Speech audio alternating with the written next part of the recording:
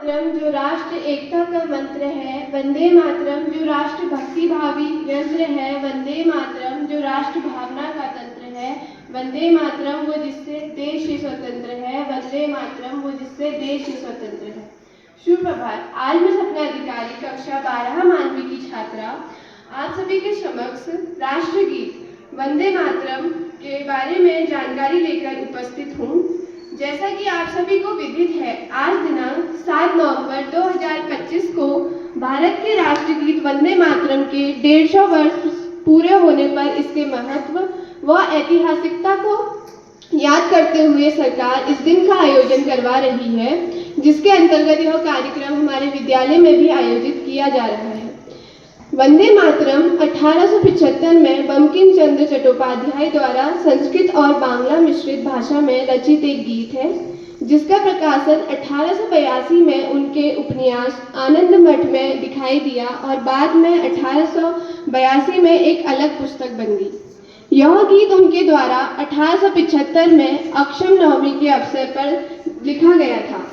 वंदे मातरम गीत को गाने में लगभग 65 सेकंड लगते हैं। यह पहली बार 1896 में भारतीय राष्ट्रीय कांग्रेस के कलकत्ता अधिवेशन में स्वयं राष्ट्रकवि रविंद्रनाथ टैगोर जी द्वारा गाया गया था।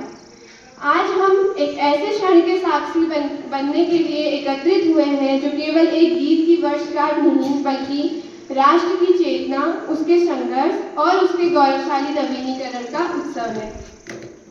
आज हम उस वंदे मातरम गीत की रचना के 150 वर्ष पूर्ण होने का स्मरण कर रहे हैं, जिसने भारतीय स्वतंत्रता संग्राम को एक नया मंत्र, एक नई दिशा और एक अदम्य शक्ति प्रदान की थी। यह गीत उस समय लिखा गया जब देश अपनी पहचान तलाश रहा था और गुलामी की बेड़ियों को तोड़ने के लिए संघर्ष कर रहा था।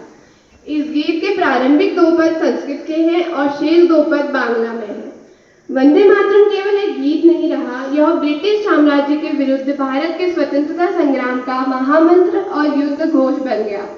जब लॉर्ड कर्जन ने बंगाल का विभाजन करने की घोषणा की थी, तब वंदे मातरम विरोध और राष्ट्रीय एकता का सबसे प्रबल प्रतीक बन गया। यह गीत सड़कों, रैलियों और जुलूसों में गूंज उठा, जिसने स्वदेशी आंदोलन को भी एक नई ऊर्जा प्रदान करी। भगत सिंह, अशफाक उल्लाह खान, राम प्रसाद बिस्मिल और खुदीराम बोस जैसे अनगिनत क्रांतिकारियों ने फांसी के फंदे को चूमते हुए भी अपने अंतिम शब्द वंदे मातरम ही कहे। यह गीत उनका सिर्फ नारा नहीं था, बल्कि मातृभूमि के प्रति सर्वोच्च समर्पण की अभिव्यक्ति था।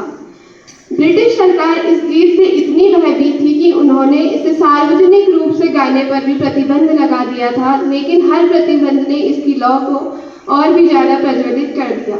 स्वतंत्रता प्राप्ति के बाद 24 जनवरी 1950 को देश के प्रथम राष्ट्रपति डॉक्टर राजेंद्र प्रसाद ने संविधान सभा में वंदे मातरम को राष्ट्रगीत का दर्जा प्रदान करा और उन्होंने यह भी स्पष्ट करा कि इस गीत का सम्मान राष्ट्रगान के बराबर होगा।